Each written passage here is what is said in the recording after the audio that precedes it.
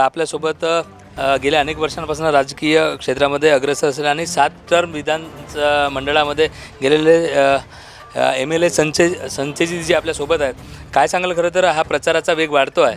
आपण देखील मतदारापर्यंत किंवा उमेदवारापर्यंत भेटी देत कसं एकंदरीत वातावरण किंवा काय आता नवीन वेगळं आपल्याकडनं परत निवडून आल्यानंतर मिळणार आहे नागरिकांना? आज आपल्या चंद्रपूर महानगरपालिकेच्या निवडणुकीची रणधुमाळी हे फार मोठ्या प्रमाणात सुरू झालेली आहे आणि भारतीय जनता पार्टी, शिवसेना यांची भक्कम युती या निवडणुकीमध्ये आहे.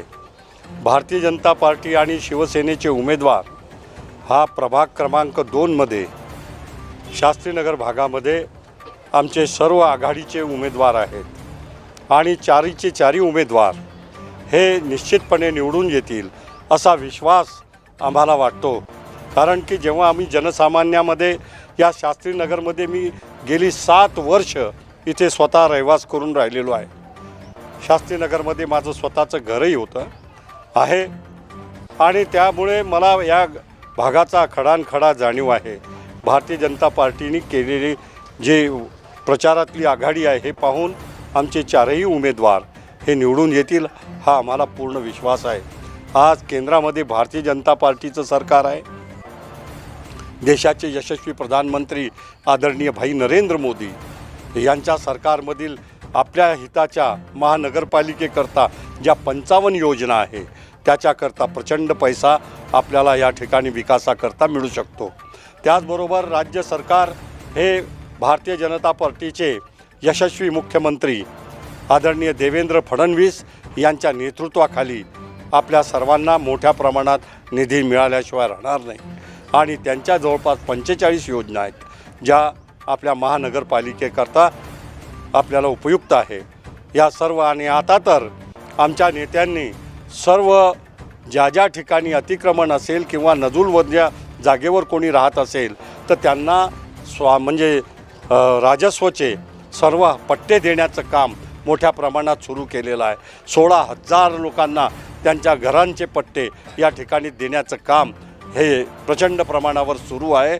या सरकारमुळेच हे गोष्ट यशस्वी होत आहे आणि खास करून आमचे जे नेते आहेत या चंद्रपूर शहरामध्ये ते या भारतीय जनता पार्टीचं नेतृत्व करणारे आमचे सुधीर भाऊ मुनगंटीवार आहेत आणि जे 4 वेळा खासदार म्हणून राहिलेत, केंद्रामध्ये मंत्री म्हणून राहिलेत ते हंसराज भैया अहेर आहेत आणि लोकप्रिय आमदार श्री जोरगेवार हे सुद्धा आहेत.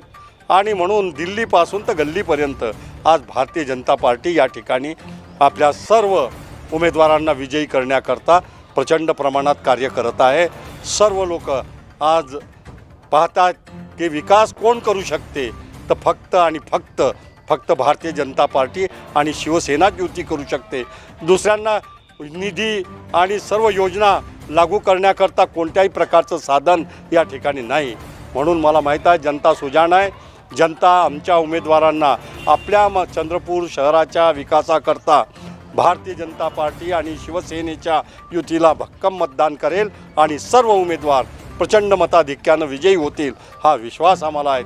आमचे नेते इथे अशोकजी नेते हे खासदार म्हणून गडचिरोलीचे राहिले आहेत. ते आमच्या या निवडणुकीचे आमचे प्रभारी आहेत आणि त्यामुळे यांच्या नेतृत्वाखाली आम्ही ही निवडणूक विजयी करू. नक्कीच शेवट इथल्या मतदारांना काय आवाहन करणार?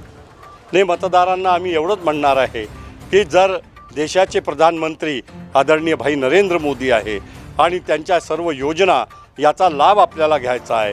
महाराष्ट्राचे लाडके मुख्यमंत्री तेही भारतीय जनता पार्टीचे देवेंद्रजी फडणवीस आहेत.